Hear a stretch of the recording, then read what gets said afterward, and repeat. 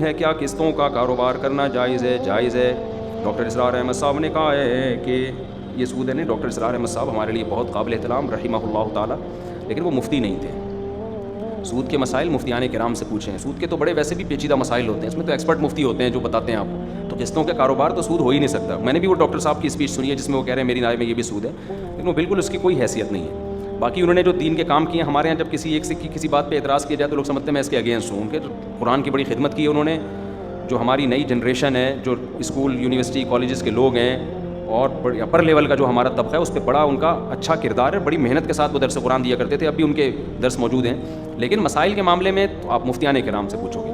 تو سود سے اس کا کوئی تعلق نہیں ہے، بلکہ یہ جو آیت نازل ہوئی ہے نا، احل اللہ البیع وحرم الربا، مشرکین مکہ نے کہا تھا کہ سود کیوں حرام ہے؟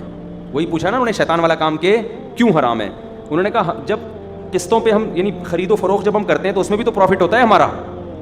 تو وہاں بہت سے مفسرین نے لکھا ہے کہ وہاں بیع سے ان کی مرادی قسطوں والی خرید و فروخت، کہ قسطوں پہ جب ہم چیز لیتے ہیں تو اس میں پروفٹ، جب ہم چیز بیچتے ہیں قسطوں پہ ادھار پہ تو ہم اپنا مارجن کیا رکھتے ہیں؟ زیادہ۔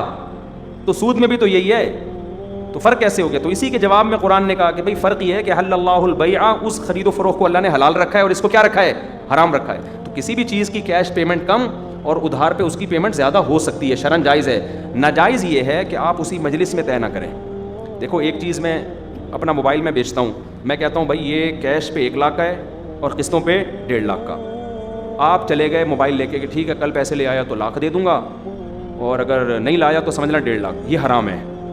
اسی وقت طے کرو کہ 1 لاکھ والی پیمنٹ پہ لوگے یا 1.5 لاکھ والی، اسی وقت طے کرو، اور جو ایک دفعہ طے ہو گئی اب اس میں کمی بیشی نہیں ہو سکتی۔ مثال کے طور پر آپ نے کہا میں 1.5 لاکھ والی پیمنٹ پہ سودا کر رہا ہوں اور میں 1 سال میں پیمنٹ دوں گا۔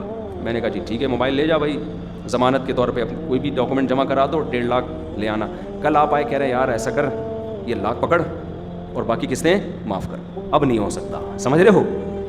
اب اگر جلدی دی تو اس کی بیس پہ ڈسکاؤنٹ نہیں ہو سکتا، دیر کی تو قیمت میں اضافہ نہیں ہو سکتا۔ مثال کے طور پر سال کے بعد بھی ابھی تک نہیں دیے، اب میں کہوں اب بھائی سال کے بعد جتنی تاخیر ہوگی نا پینلٹی لگنا شروع ہوگی، یہ کیا ہے؟ ناجائز ہے، بشرطے کہ وہ پینلٹی آپ کے پروفٹ کا حصہ ہو۔ سمجھتے ہو؟ یہ ناجائز ہو۔